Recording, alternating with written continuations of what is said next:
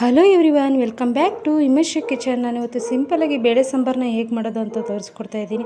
Please ಯಾರೆಲ್ಲ ನೋಡ್ತಾ ಇದ್ದೀರಿ ನಮ್ಮ ಚಾನಲ್ನ ಸಬ್ಸ್ಕ್ರೈಬ್ ಮಾಡಿ, ಲೈಕ್ ಮಾಡಿ, ಶೇರ್ ಮಾಡಿ ಅಂತ ಕೇಳ್ಕೊಳ್ತಾ ಇದ್ದೀನಿ.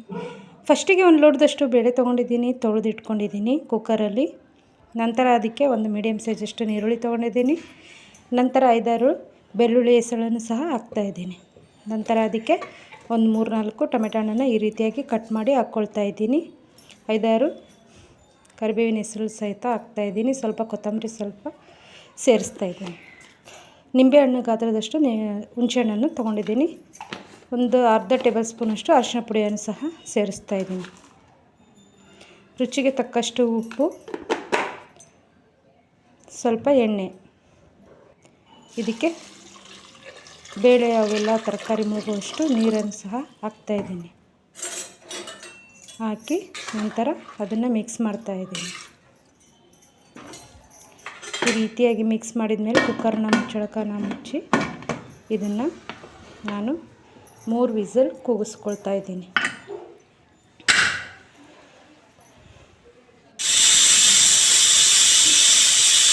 ನೋಡಿ ಈ ರೀತಿಯಾಗಿ ಆಯಿತು. 3 ವಿಸಿಲ್ ಆಯಿತು ನೋಡಿ. ಈ ರೀತಿಯಾಗಿ ಆಗಿದೆ. ನೀವು ಮ್ಯಾಶರ್ನ ಸಹಾಯದಿಂದ ಮ್ಯಾಶ್ ಮಾಡ್ಕೋಬೋದು ಇದನ್ನ. ನಂತರ ಇದಕ್ಕೆ ನಾನು 2 ಟೇಬಲ್ ಸ್ಪೂನಷ್ಟು ಖಾರದ ಪುಡಿಯನ್ನು ಹಾಕ್ತಾಯಿದ್ದೀನಿ. ಇದು ಖಾರ ಇಲ್ಲ, ನಮ್ಮದು ಸ್ವಲ್ಪ ಮೀಡಿಯಮ್ ಖಾರ, ಮನೆಯಲ್ಲೇ ಮಾಡಿರೋದು. ಹಾಗಾಗಿ 2 ಸ್ಪೂನ್ ಹಾಕಿದ್ದೀನಿ. ನೀವು ಖಾರ ನೋಡಿಕೊಂಡು ಹಾಕಿ.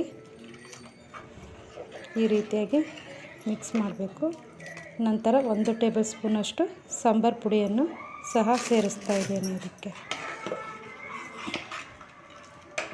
ಈ ರೀತಿಯಾಗಿ ಮಿಕ್ಸ್ ಆಯಿತು. ನಂತರ ಒಗ್ಗರಣೆಗೆ ಸಣ್ಣ ಕಡಾಯಿಯಲ್ಲಿ ಸಾಸಿವೆ, ಜೀರಿಗೆ, ಬೆಳ್ಳುಳ್ಳಿ, ಕರಿಬೇವು, ಒಣಮೆಣಸಿನ್ಕಾಯಿ ಒಂದು ಈ ರೀತಿಯಾಗಿ ಫ್ರೈ ಮಾಡ್ಕೊತಾ ಇದ್ದೀನಿ.